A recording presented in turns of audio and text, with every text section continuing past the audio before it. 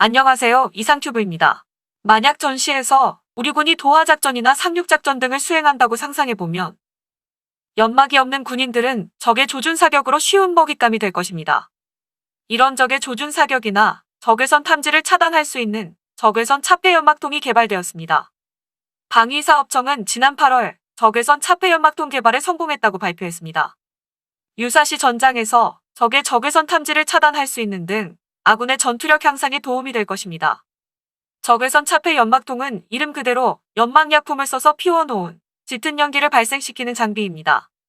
다만 이번에 개발된 적외선 차폐 연막통과 기존 연막통의 차이점은 유사시 전장에서 터뜨렸을 때 육안 관측은 물론 적외선 탐지도 차단할 수 있다는 것입니다. 적외선 차폐 연막통은 육상에서 운용하는 지상용 연막통과 하천과 바다에서 운용하는 수상용 연막통으로 구성되며 군 장병 개인별로 갖고 다니거나 차량과 장갑차, 보트 등에 싣고 필요할 때 사용이 가능합니다. 개발 기간은 4년 8개월 정도입니다. 2015년 12월 착수해 2020년 8월에 종료됐고 국내 중소협력업체 31곳이 참여해 관련 부품을 100% 국산화하는 데 성공했습니다. 부품을 모두 국산화함으로써 일자리 창출 등 경제적 파급 효과도 클 것으로 기대됩니다. 특히 미군에서 운용하고 있는 부유 연막통과 비교해도 성능 면에서 손색이 없고 가격 또한 저렴해서 향후 수출 경쟁력도 확보 가능할 것으로 전망됩니다. 또 한 가지 특징은 인체와 환경에 친화적인 저독성 연막재를 사용한 점입니다. 군 장병들의 건강 보호와 배민 피해를 예방하고 자연 생태계 피해도 최소화하기 위해서입니다. 일단 비쌀 상용이기는 하지만 상황에 따라서는 독가스나 다름없는 무기가 될 수도 있습니다. 오키나와 전투 당시 미군이 동굴 속으로 들어간 피난민들을 쫓아낸다고 연막탄을 던진 일이 있습니다.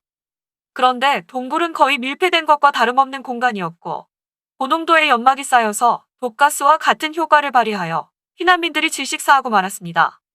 농도가 낮은 연막이라도 계속 들이마시면 연막의 유해물질이 폐에 나쁜 영향을 주어서 질식사할 수도 있습니다. 그동안 우리 군 장병들도 훈련 시 연막의 유해물질의 유해성으로 인해 야기되던 문제들을 상당 부분 해소했으며 장병들의 건강보호와 배민 피해를 예방하고 자연 생태계의 피해를 최소화하게 됐습니다. 군 전투력은 높이고 연막 물질에 대한 피해는 줄이는 일석이조입니다. 또한 주목할 만한 점은 이번에 개발된 연막통은 적외선까지 차단한다는 점입니다. 만약 우리 군이 적의 조준사격을 피하기 위해 연막탄을 이용하여 상륙을 한다면 적은 열상 감시 장비를 이용하여 우리 군을 쉽게 무너뜨릴 수 있을 것입니다. 모든 물체는 주된 파장으로 전파나 적외선을 발산하는데 이를 센서가 감지하여 사람이 볼 수 있게 가시광선으로 변환해주는 것이 열상 감시 장비의 원리입니다.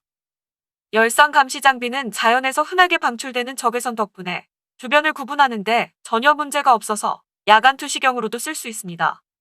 성능이 아주 좋은 장비를 사용하면 방금 전 동물이나 사람이 디디고 간 발자국에 남은 미량의 열도 포착이 가능하다고 합니다. 이런 열상 감시 장비는 연막을 뚫고 장병들의 열을 감지하여 손쉽게 조준 사격할 수 있도록 도와줄 것입니다. 이번에 우리나라가 개발한 적외선 차폐 연막통은 적외선을 차단하여 우리 군이 연막에 은폐할 수 있도록 도와줄 것입니다. 이에 따라 적외선 차폐 연막통의 개발로 공격과 방어작전, 도하작전, 상륙작전 등의 수행 시 적의 조준 사격을 차단함에 따라 아군의 생존성과 작전의 기밀성을 유지할 수 있어 군의 작전 능력이 크게 향상될 것으로 기대됩니다.